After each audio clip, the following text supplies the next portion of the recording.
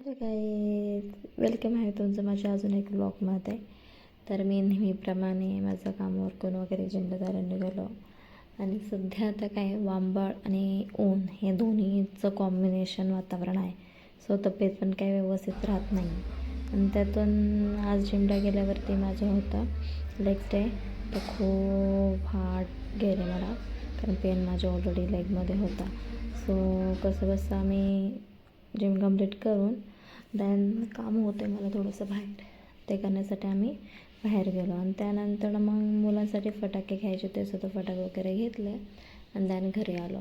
घरी आल्यावरती मला बाकीची कामं होती माझी, मी ती कंप्लीट करून घेतली आणि देन मुले अनबॉक्सिंग करत होते फटाके.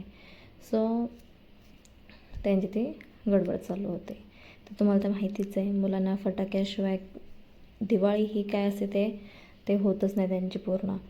आणि माझ्या मुलांचं चालू होतं मम्मी पप्पा फटाके आणा फटाके आणा. सो म्हटलं आज घेऊन या वगैरे का उद्या तर दिवाळी स्टार्ट होईल अशीही. सो मी फटाके आणले आणि वेगवेगळ्या प्रकारचे आणले ते. त्याच्याने बॉम्ब, सुदळी बॉम्ब, परत रॉकेट वगैरे, पाऊस वगैरे, चक्रफूल, म्हणजे असे खूप काय काय आणलं ते. मला तर त्याची काही नावं पण नाही सांगता येणार, असे घेतले ते फटाके. सो ते फटाके वगैरे घेऊन झालं आणि त्यानं घरी आलोच आम्ही.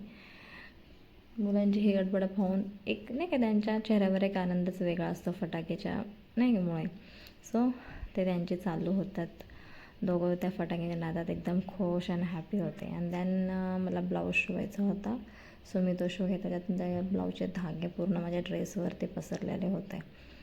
पण काय करणार, जर आपल्याला घालायचं तर ते कम्प्लीट करणं पण गरजेचं आहे ना.